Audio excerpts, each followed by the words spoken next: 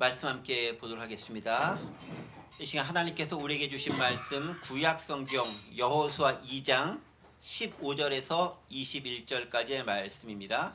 구약 여호수아 2장 15절에서 21절까지 저와 여러분이 한 절씩 교독하시고 마지막 21절 한 목소리로 봉독하겠습니다. 제가 먼저 15절 말씀 읽습니다. 라합이 그들을 창문에서 줄로 달아내리니 그의 집이 성벽 위에 있으므로 그가 성벽 위에 거주하였음이라.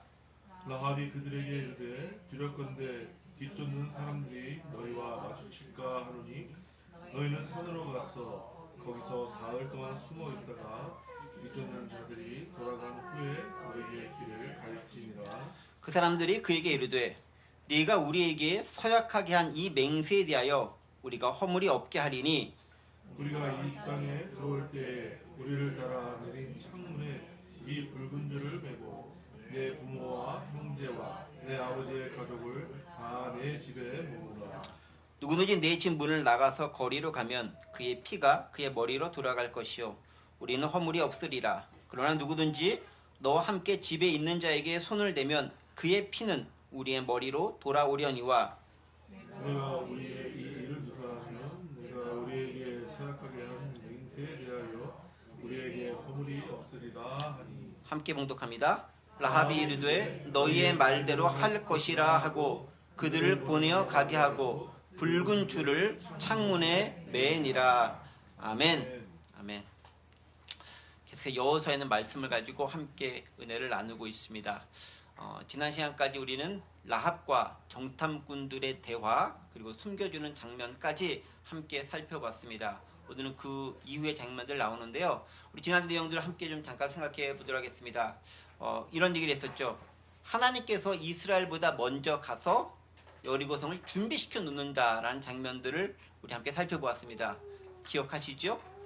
비록 이스라엘 백성들은 두려움에 떨고 있었지만 하나님께서 그들보다 먼저 가서 그들의 마음에 두려움을 부릴 듯 일어나게 하셔서 이스라엘 백성들이 나중에 들어오게 됐었을 때 그들이 이스라엘 백성들의 적수가 되지 못하도록 미리 준비시켜 놓은 것, 그리고 그것을 라합이라고 하는 일개 기생의 입을 통해서 듣게 하심을 통해서 하나님의 역사가 얼마나 오묘하게 작용되고 있는지, 그 섭리가 위대한지를 발견할 수 있었습니다.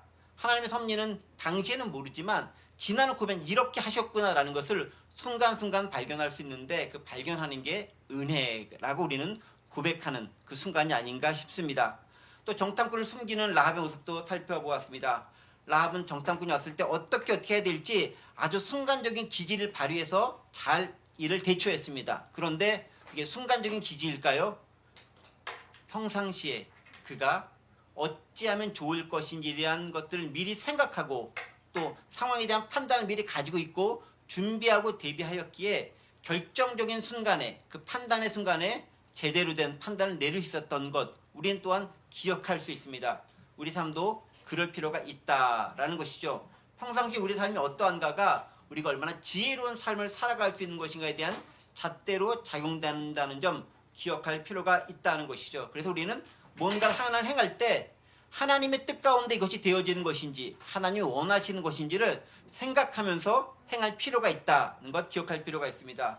더불어서 예수 그리스도께서 보여주셨던 그 선대의 삶, 즉 헤세드의 삶은 라합을 통해서 베풀어졌고 또 나중에 라합이 선대를 받게 된 놀라운 역사가 이루어진다는 것 또 기억해야 되겠죠. 더불어 한 가지 더 이런 얘기 나눴죠.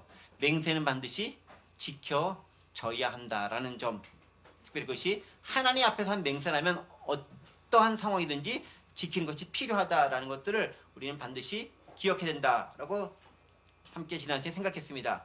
맹세를 지킨다는 것은 신앙도 마찬가지인 거죠. 우리 신앙을 갖는다는 것은 하나님과 내가 아버지와 자녀로서, 그리고 주인과 종으로서, 그리고 스승과 제자로서의 관계를 맺는 그 맹세와 서약 가운데 들어가는 거다라는 의미인 거죠. 그래서 지키며 살아가는 삶이 귀하고 복된 삶이다라는 부분들을 우리 지난 시간 말씀을 통해서 함께 배웠습니다. 다 기억하시죠? 감사합니다. 끄떡끄떡 해주시니까 얼마나 감사한지 몰라요. 네. 제가 절대로 그냥 시키지 않아요. 제가 미리 이렇게 얘기를 하고 이렇게 확인 정도만 하고 지나가고 있어요. 네. 자, 어쨌든 오늘 이제 그렇게 이야기가 끝난 다음에 본격적으로 라합이 그들을 탈출시키는 장면에 대해서 이야기하고 있습니다. 그러니까 숨겨주면서 그런 것들 약조를 딱 했고요. 이제 어느 정도 시간이 지나면서 왔던 정탐꾼들을 탈출시키는 장면입니다. 그게 오늘 보면 15절부터 진행되고 있죠. 15절 말씀 제가 읽어보겠습니다. 라합이 그들을 창문에서 줄로 달아내리니 그의 집이 성벽 위에 있으므로 그가 성벽 위에 거주하였음이라 라고 기록되어 있습니다. 자, 라합이 그들을 탈출시킵니다. 정탐꾼들은 어떻게 탈출시키죠? 줄을 내려서 탈출시킨다라고 합니다. 그런데 아마 대낮에 이렇게 하진 않았겠죠. 대낮에 줄을 내려서 하면 이거 좀 보이는 사람이 많을 테니까 아마 들통날 테니까 아마 한밤중에 아마 그렇게 탈출시키지 않았는가라고 생각됩니다. 자, 그런데 가만히 보시면요. 라합의 이 모습들을 우리는 지금 계속 살펴보고 있잖아요. 그가 정탐꾼과 대화하는 장면에서, 그다음에 또 정탐꾼을 잡으러 왔었던 여리고성의 병사들과 대화하는 장면에서, 그리고 오늘 또 이렇게 탈출시키는 장면을 통해서 라합의 모습, 그의 말과 행동과 실제로 그거에 대한 반응들을 계속해서 살펴보고 있는데 상당히 라합이 적극적으로 행하고 있다는 것을 발견할 수 있죠.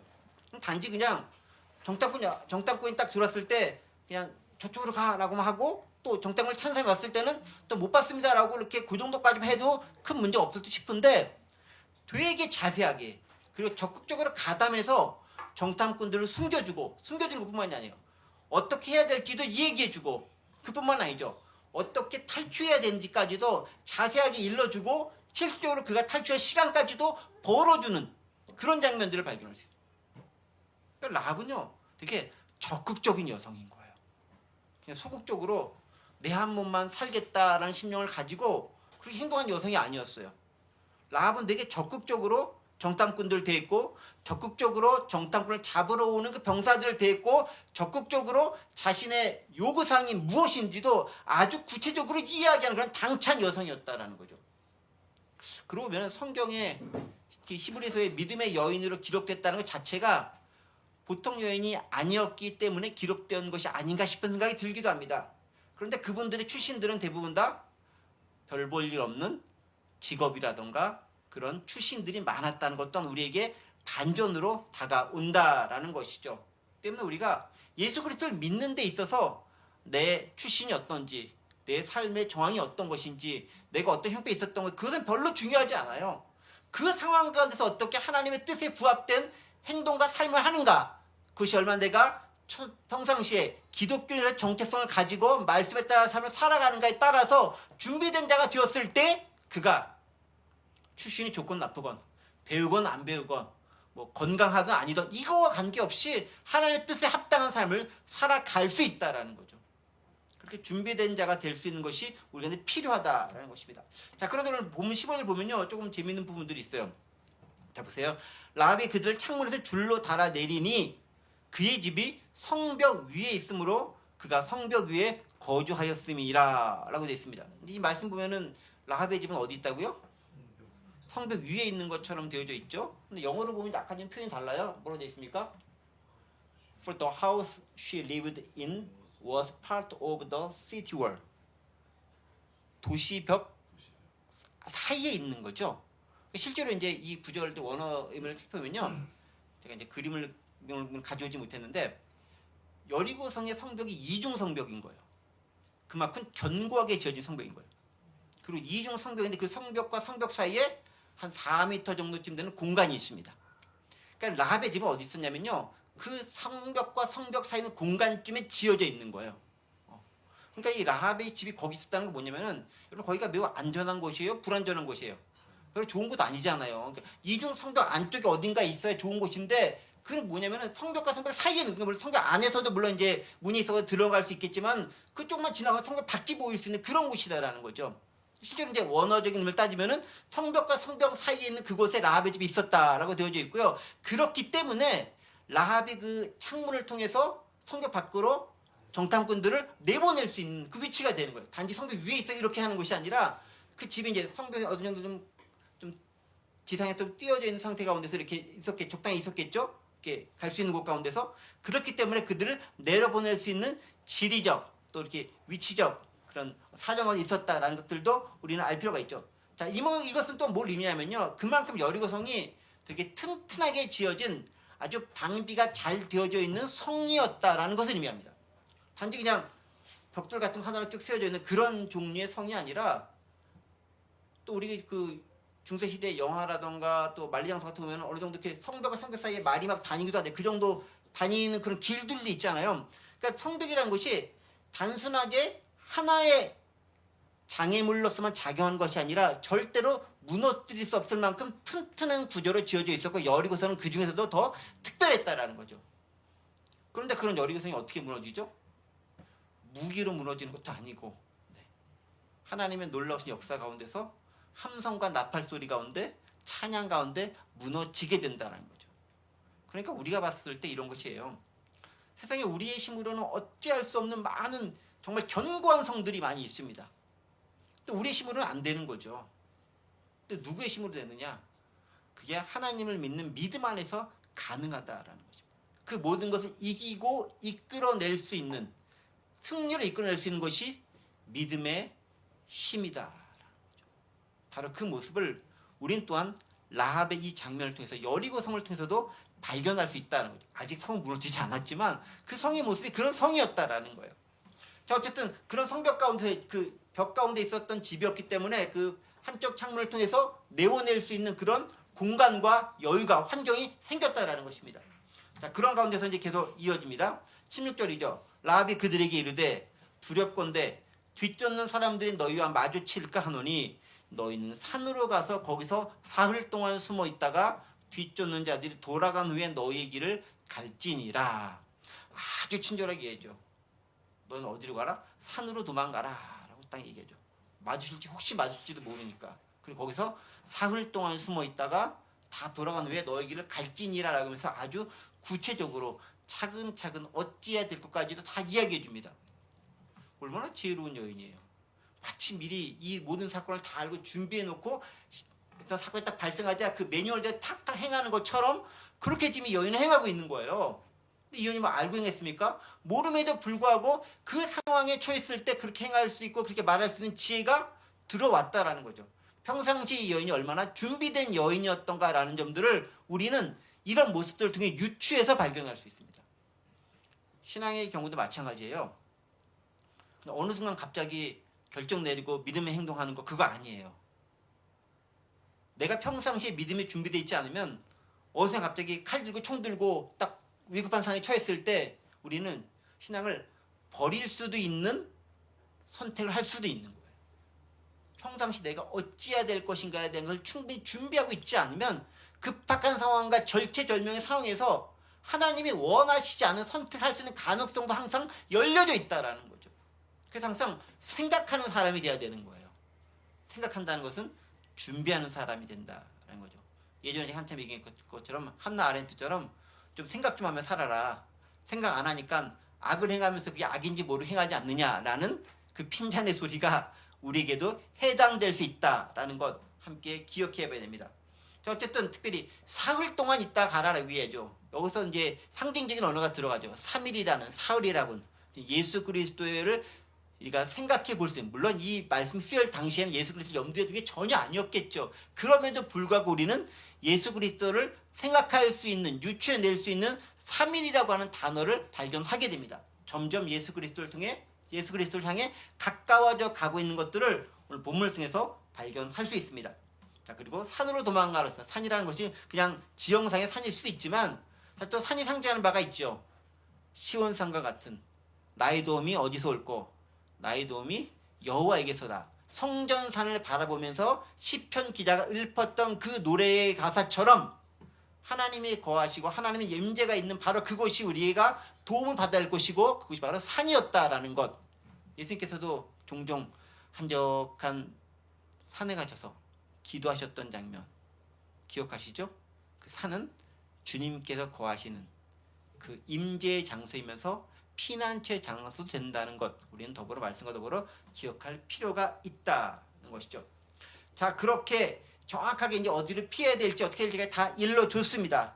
자, 그 다음에 이제 그 얘기를 들은 다음에 정탐꾼들이 바로 가면 좋은데 그러지 않고 정탐꾼들도 양심이 있지. 그냥 가면 안 되지 않습니까? 뭔가 확약하는 것이 필요하잖아요. 17절에 있는 말씀입니다. 그 사람들이 그 얘기를 해. 여기서 그 사람들은 정탐꾼들을 얘기하는 것입니다. 네가 우리에게 서약하게 한 이 맹세에 대하여 우리가 허물이 없게 하리니 라고 하면서 이야기한 내용들에 대해서 다시 한번 확증해주고 그 다음에 구체적으로 우리가 어떻게 행동할 것이다 라는 것까지, 그리고 너가 어떻게 행동해야 된다는 것까지도 자세하게 이야기해주면서 최종적인 약조를 완성하는 그런 장면이 17절 이하부터 등장하고 있습니다. 자, 그런데 보세요. 17절 보세요. 네가 우리에게 서약한 이 맹세에 우리가 허물이 없게 하겠다라고 얘기합니다. 허물이 없게 한다라는 말은 뭐겠습니까? 허물이 없게 한다라는 말. 이게 한국말로 보면은 그냥 단지 허물이 없다라는 건 약간 애매한 표현인데, 사실 이 17절은 17절만 보면 되는 게 아니라 17절, 18절 계속 봐야 되는데 17절 내용이 딱 나면 18절 보면 여러분 unless라는 영어 단어가 나와요. 이게 이제 번역은 좀 한국말 번역과 영어 번역이 약간 다른 것처럼 보이는데 이렇게 되는 거죠. 뭐뭐 하지 않으면 이렇게 되겠다. 그런 의미인 거잖아요. 그게 영어 시간 같긴 한데 영어 생각했는데 항상 그래왔으니까. 근데 네가 이렇게 하지 않으면 이렇게 되지 않을 것이다 라는 거예요. 뭐겠습니까? This oath you made us swear will not be binding on us. 네가 우리에게 맺은 그 약속, 그 언약이 우리에게 바인딩, 묶여지지 않게 될 거다. 이렇게 하지 않으면 이렇게 되지 않을 것이다. 두 번의 부정을 얘기하면서 강한 긍정을 얘기해요. 네가 이렇게 해야 그 약속도 유효하다라는 것들 이야기한 거죠. 부정인 그 긍정에 대한 부분들을 이야기하고 있는 거죠. 그래서 이제 이렇게 얘기하고 있는 거죠. 네가 이렇게 해야 우리도 이렇게 할 것이다. 그게 약속의 의미인 거죠. 약속은 뭐냐면은 하나님의 우리 약속은 거의 일방적인 약속인 경우가 많아요. 내가 널 구원하겠다. 구원하시겠다 약속인 거예요. 우리가 뭐 어쨌든 간에 구원하겠다라는 거예요. 그게 하나님의 약속인 경우예요. 아브라함의 준 약속도 그런 거죠. 근데 인간과 인간과의 약속은 주로 뭐냐면 약속은 상호성인 거예요. 혼자만 이렇게 해가지고 되는 게 아니죠. 계약이라는 것은 쌍방간에 합의가 되고 서로 서명하고 도장 꽝꽝 찍고 도장 찍을 서명을 찍거나 간에 뭐 이렇게 그게 필요한 거잖아요. 둘 가운데 합의가 돼야 되고 둘 중에 한 사람은 어겨도 그 약조는 파기되어지는 거예요. 아시죠? 네. 그렇기 때문에 라합과 정탐꾼들도 그렇게 쌍방가운데 지켜야 될 것들에서 이야기하고 있는 거예요. 어떻게? 정탐꾼들이 라합에게 이야기한 거죠. 네가 우리 승리해서 고맙다. 근데 네가 우리 요구한 거 있잖아. 살려달라는 요구하고 있잖아. 근데 그것을 들어주기 위해서는 나도 이러한 것들 너에게 요구할 테니 이것을 우리가 반드시 지켜야지만 너의 약속과 너의 요구가 이루어질 수 있다라고 확증하면서 이야기하고 있습니다. 그 내용도 이제 뒤에서 쭉 나오는 내용이 되겠죠. 자, 그런데 여기서 그 구체적인 내용을 들어가기 전에 먼저 한 가지 생각해 볼 것이 있습니다.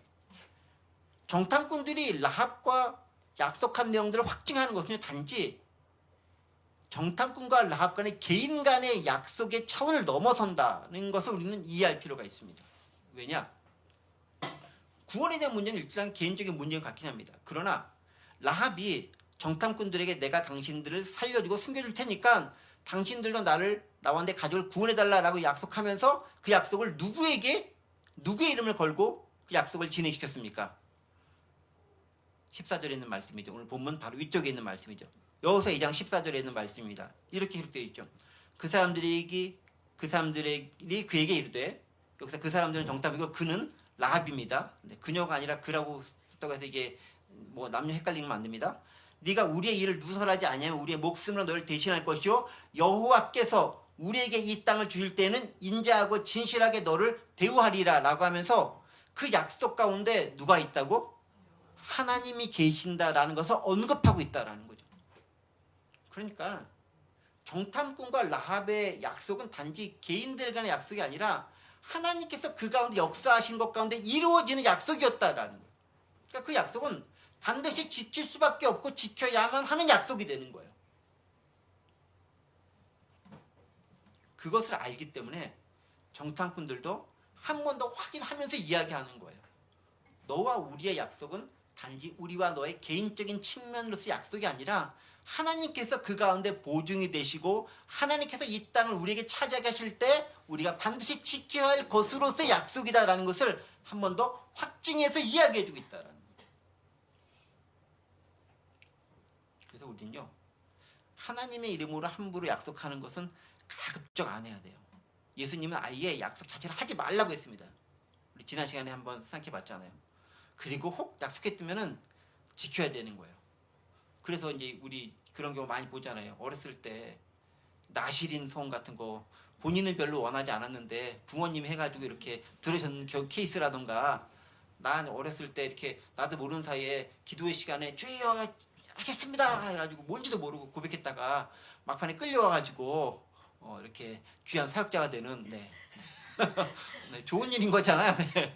뭐 그런 경우도 볼 수 있잖아요. 그래서 약속은 지켜줘야 되는 거고 지킬 수밖에 없는 겁니다. 근데 그게 지키지 않은 경우에는 고통과 고난의 삶을 당할 가능성도 많이 있다라는, 그러니까 기억할 필요가 있습니다. 특별히 하나님께 드린 약속은 더더구나 그렇다는 측면이요. 인간 간의 약속 당연히 지켜야 되지만 하나님께 드렸던 약속들은 지켜야지 된다라는 것, 우리는 또 한번 기억할 필요가 있습니다.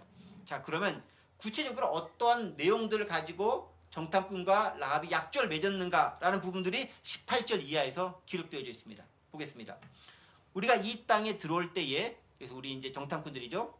정확히 하면 이스라엘 백성을 내겠습니다. 이 땅에 들어올 때에 우리를 달아내린 창문에 이 붉은 줄을 매고 네 부모와 형제와 네 아버지의 가족들 다 내 집에 모으라. 19절, 누구든지 내 집 문을 나가서 거리로 가면 그의 피가 그의 머리로 돌아갈 것이요 우리는 허물이 없으리라. 그러나 누구든지 너와 함께 집에 있는 자에게 손을 대면 그의 피는 우리의 머리로 돌아올 것이다 라고 이야기하고 있습니다. 여기서 이제 18절에 중요한 단어가 나오죠. 무슨 단어입니까? 이 붉은 줄을 매라 라는, 붉은 줄이라는 단어입니다. 붉은 줄 어디 있죠? 네. 이 붉은 줄, 이 붉은 줄. 영어로 보면 더 뭐라 되냐면 The Scarlet Code라고 되어 있습니다. Scarlet, this Scarlet Code. 스칼렛이 이제 붉다라는 의미도 있지만 또 다홍빛, 뭐 자줏빛, 뭐 그런 뜻이 있는 거죠. 스칼렛, 스칼렛 코드. 상당히 이게 고결하고 고귀한 그런 색깔을 상징하는 게 스칼렛이거든요. 물론 뭐 또 스칼렛이라고 해서 주홍글씨라고 해서 이렇게 좀 네, 이제 낙인 찍힌 이제 그런 의미로 나중에 사용되는 것도 있지만, 여기서 또 스칼렛 코드라는 것은 뭐냐면 이스라엘 백성들이 여리성에 들어갔었을 때 그 줄이 내려진 것을 보고 그 집은 절대로 건들지 않고 그 집은 구원해주고 오히려 보호해준 역할을 하는 것으로서의 상징이 붉은 줄이었다라는 거죠. 실제로 이제 정탐꾼들이 도망갈 때 붉은색 줄을 타고 도망갔는지는 잘 모르겠어요. 뭐 그들이 그냥 거기서 뛰어내리지는 않았을 거 아니에요. 줄을 타고 뭐 내려왔을 거 아니에요. 도망갈 때도 특히 붉은 줄이었는지 아닌지 잘 모르겠습니다. 거기에 대한 정확한 언급이 되어지지 않습니다. 어쨌든 줄을 타고 내려가긴 했는데 그 줄이 어떤지 모르겠습니다. 하지만 여기서 얘기하는 것들은 그 줄이 붉은색 줄이어야 되고 그것이 눈에 쉽게 띌 수 있는, 즉 이스라엘 백성들이 여리성을 점령했었을 때 분명하고 명확하게 누구도 부인하지 못하게 발견할 수 있는 그 줄이 있어야 된다는 것입니다. 근데 왜 하필 붉은 줄이겠어요? 우리가 다 아는 것처럼 예수 그리스도의 보혈을 상징하고 있다라는 거죠. 아까 이제 3일간 숨어 있어라라는 것과 또 여기서의 그리스도의 보혈이라고 하는 것을 상징하고 있는 붉은 줄을 통해서 우린 예수 그리스도의 속죄의 의미, 대속의 의미, 구원의 의미, 십자가의 의미를 이 본문을 통해서 발견할 수 있습니다. 자, 그런데 보세요. 붉은 줄이 내어져 있었을 때 누가 구원을 받죠? 오늘 본문을 보세요. 누가 구원을 받습니까? 자, 18절 보면은 여기 내 형제, 내 부모, 형제, 내 아버지의 가족까지. 아버지의 가족까지면 상당히 범위가 넓어지죠. 네. 그러니까 누가 구원하냐면 19절까지 보세요. 19절. 네. 누구든지 내 집문을 나가서 거리로 가면 그의 피가 그의 머리에 돌아올 것이고 우리는 허물이 없으리라. 그럼 누구든지 너와 함께 집에 있는 자에게 손을 대면 그의 피가 우리의 머리에 돌아오리라. 누가 구원을 받습니까? 그 집에 있는 자예요. 집에 있는 자. 구체적으로 내 부모님, 부모 형제, 네 형제 다 얘기했지만 더 정확히는 누구냐면 그 집에 있는 자가 구원을 받는 거예요. 구원 누가 받는다?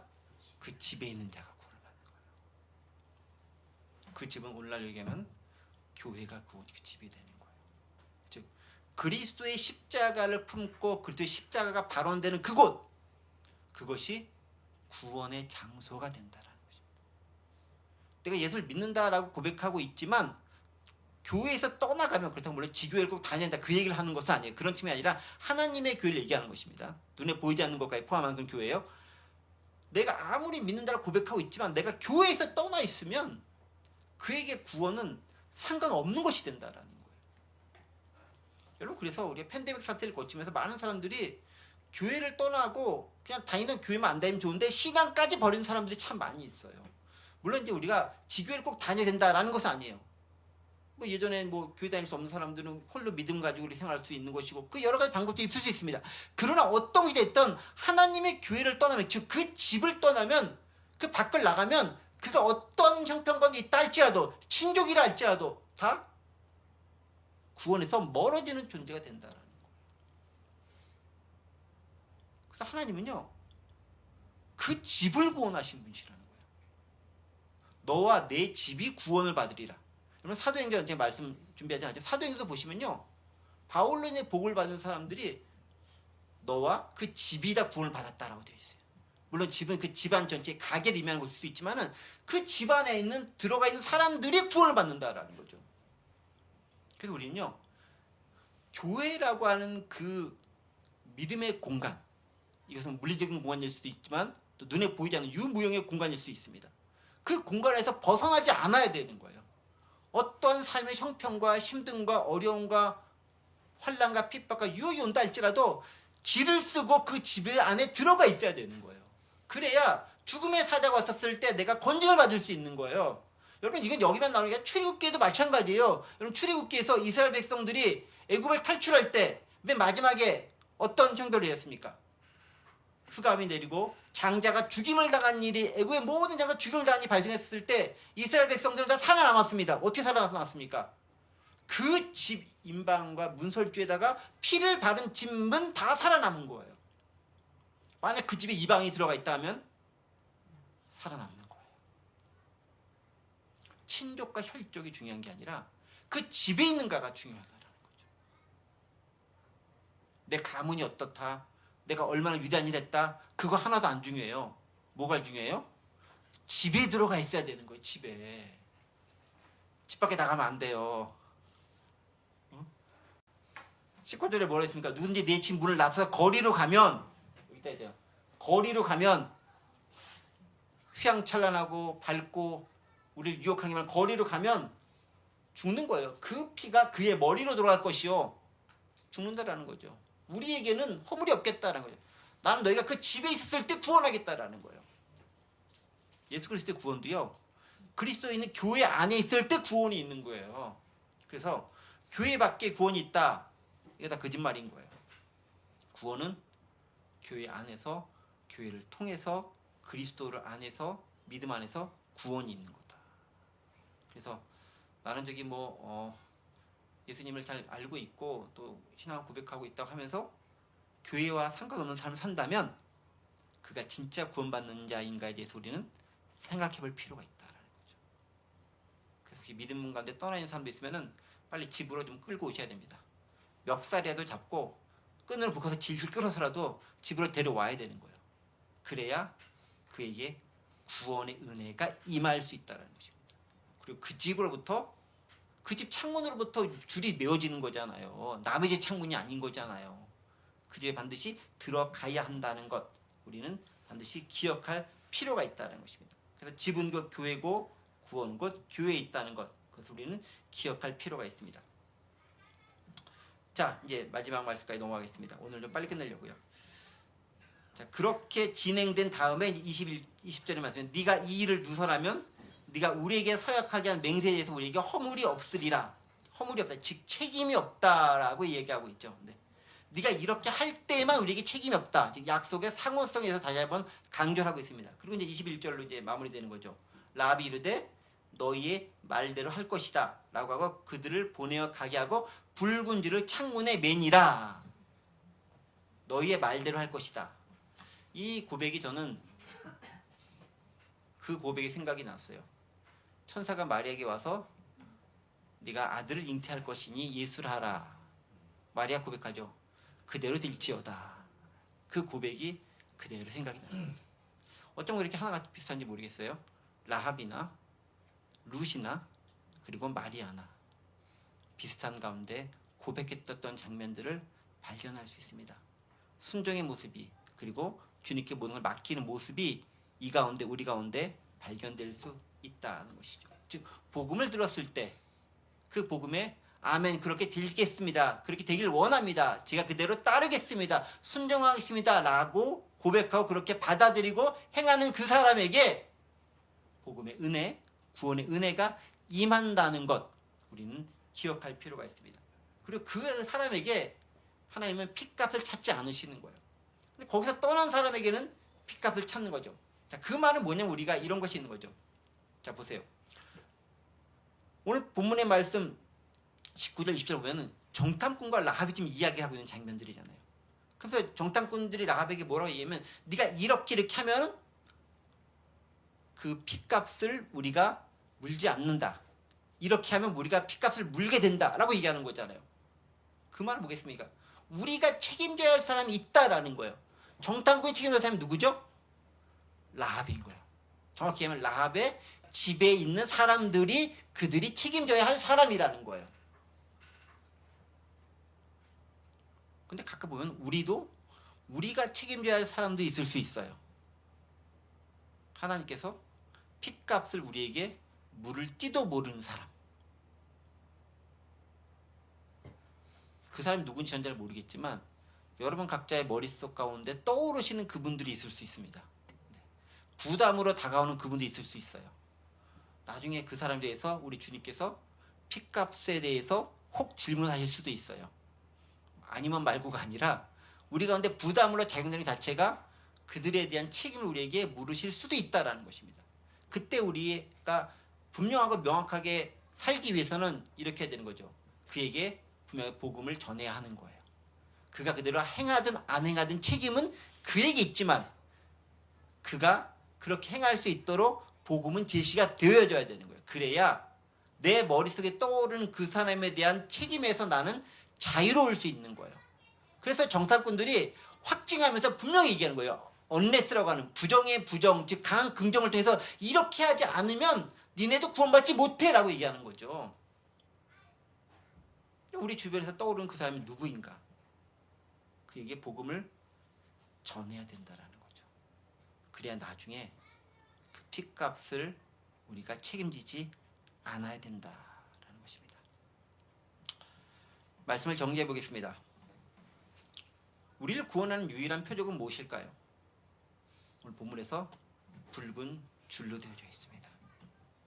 그 붉은 줄이 메어져 있는 그 집을 떠나가면 구원은 없다라는 것입니다. 그리고 그 집이 구원받는 가장 큰 이유는 그 집에 붉은 줄이 메어져 있기 때문에 그런 거예요. 구원의 유일성 누구죠? 예수 그리스도밖에 없다는 것입니다. 그리스도를 떠난 삶에서의 구원은 어디서도 찾아볼 수 없다라는 거예요. 종교다원주의가 있고 여러 가지 인문학적으로 또 사회학적으로 또 인류학적으로 많은 것들이 나올 수 있습니다. 그러나 구원은 오직 예수 그리스도밖에 없다는 것, 그것은 변하지 않는 진리입니다. 우리가 왜 기독교라고 불리죠? 기독교, 그리스도교입니다. 예수 그리스도가 제외되거나 예수 그리스도가 배제된 아무리 좋은 행동들, 아무리 좋은 사상들이 있다 할지라도 그것은 구원과는 별개의 문제다라는 거죠. 그 점에 있어서 우리 명확히 할 필요가 있습니다. 빨간 줄이 묶여져 있는 그것만이 구원이 있다라는 거예요. 파란색 줄도 아니고요. 녹색 줄도 아닌 거예요.